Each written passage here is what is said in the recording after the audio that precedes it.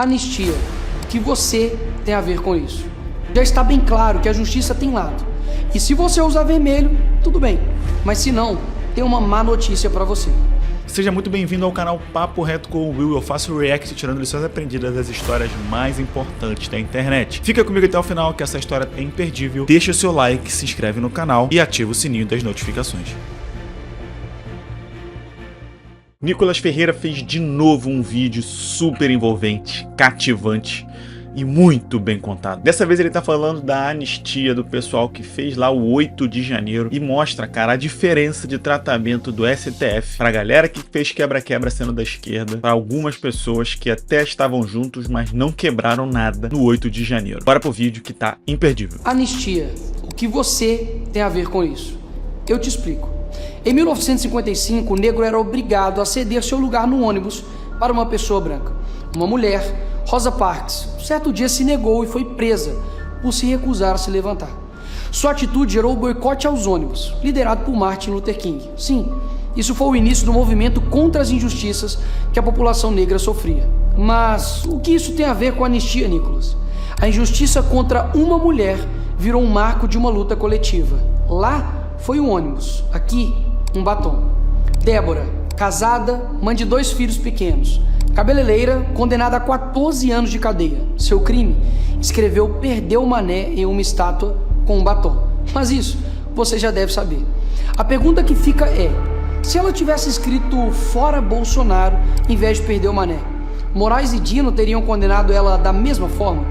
Uma pessoa que não tem uma imagem dela dentro do Congresso, quebrando nada, nenhuma violência. E pior, um funcionário da limpeza desfez o golpe de Estado da Débora com água e sabão. Quem gera mais risco à democracia?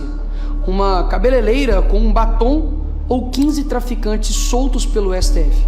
A resposta todo mundo já sabe, mas muitos têm medo de responder. E aí está o meu ponto. Quando você trata uma injustiça apenas como um número, você ignora que é uma pessoa, uma família que está sofrendo e que você um dia pode ser vítima da mesma injustiça. Infelizmente, temos muitas outras vítimas. Eliene Amorim, 28 anos, manicure, presa no dia 22 de março de 2023, quase 2 meses depois dos atos do dia 8 de janeiro em São Luís. Motivo da prisão? A acusação que teria participado dos atos de vandalismo em Brasília. Mas até hoje, não foi apresentada nenhuma prova de que ela tenha quebrado algo, invadido prédios ou incentivado qualquer tipo de violência. Uma das páginas da denúncia mostra que a única suposta participação atribuída a ela é o fato que teria viajado para Brasília. Só isso. Ela está presa há 2 anos. Giovana, balconista, grávida de 8 meses, chegou a Brasília no fim de tarde do dia 8, entre 17 e 18 horas, ou seja, horas depois da baderna. Foi presa na manhã seguinte, perto do acampamento em frente ao quartel-general. A PGR admite que não há provas de que Giovana tenha participado dos atos. Uma das principais testemunhas, o motorista do ônibus que a levou a Brasília, que poderia comprovar que ela chegou apenas no fim da tarde, quando os atos já tinham ocorrido, não foi autorizada a testemunhar. Adivinha? Por ordem do ministro Alexandre de Moraes. Flávio Beltrão, 58 anos, morador de rua. Ficou preso por 11 dias na Papuda. Sim, um morador de rua. Como isso é possível? Simples. Já que estava sem emprego, sem abrigo e sem dinheiro, passou a frequentar os acampamentos para conseguir alimentação e um local onde pudesse dormir. No dia seguinte do dia 8, foi preso sem qualquer prova de que tenha participado de depredação, invasão ou organização de qualquer ato ilegal. Após 11 dias preso na Papuda, conseguiu liberdade com tornozeleira eletrônica. Mas o morador de rua teve de fazer uma pergunta óbvia ao juiz auxiliar do Moraes. Abre aspas. Não tenho endereço. Como vou carregar a tornozeleira? Como vou pagar a multa se não tenho nem dinheiro para comer?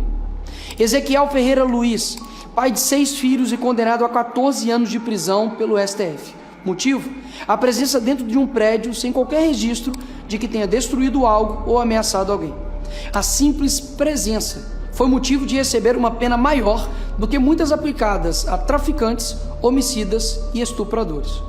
Paulo Gabriel da Silveira, vendedor de bandeiras, chegou dia 8 às 21 horas em Brasília, vindo de Goiás, comprou 10 bandeiras do Brasil para vender e pagar a pensão do seu filho. No outro dia, vendeu apenas 3 e, em frente ao quartel-general, foi preso, junto com outros manifestantes.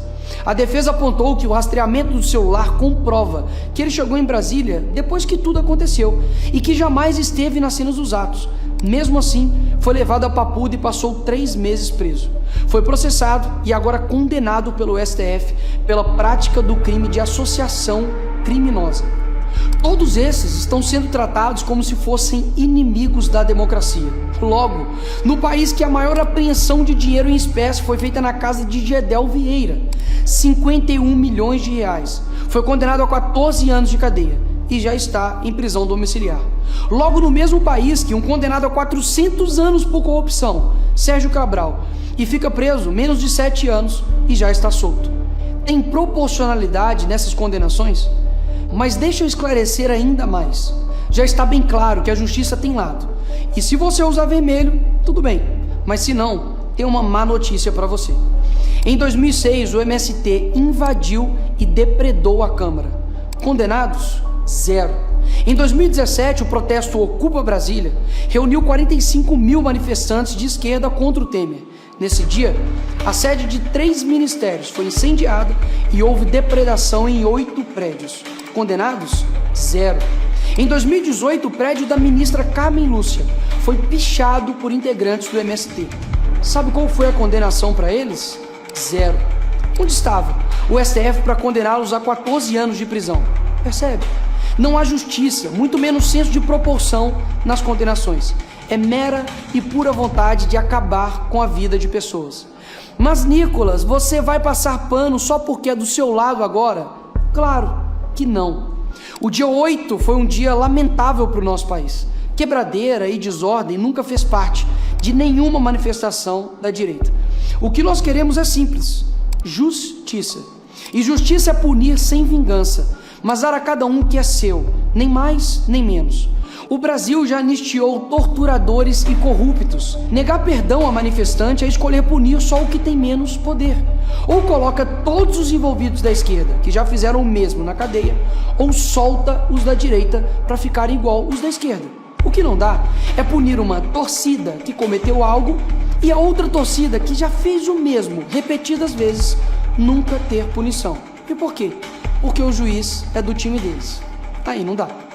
Anistiar os presos do dia 8 não é absolver o caos, é reconhecer que a justiça não pode ser seletiva, quando a democracia também errou no seu próprio espelho.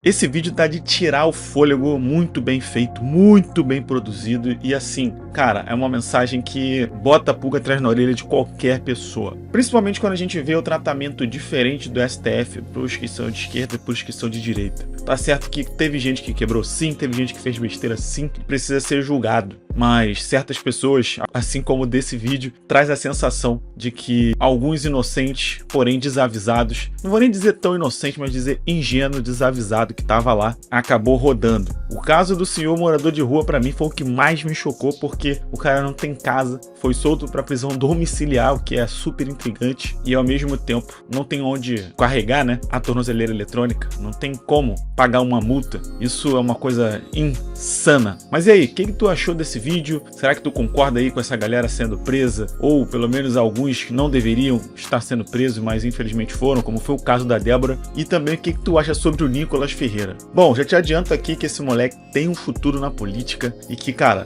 na moral, até vou te pedir, deixa o teu like, se inscreve no canal, comenta aí, tá? Mas eu acho sim que ele tem um futuro muito enorme, e animador para ele na política, porque ele comunica muito bem, ele tem muita gente do lado dele e está sendo um porta-voz de assuntos que estão carregando muita gente que concorda com ele. Isso é um diferencial e outras vertentes políticas, tanto de direita quanto de esquerda, vão ter que correr muito atrás, porque não dá para esquecer, inclusive, que ele é o deputado mais votado do Brasil e isso é uma coisa, um feito gigantesco. Tu gostou? Então eu quero saber a tua opinião nessa história toda. Deixa o seu like, se inscreve no canal aqui no meio e ative as notificações.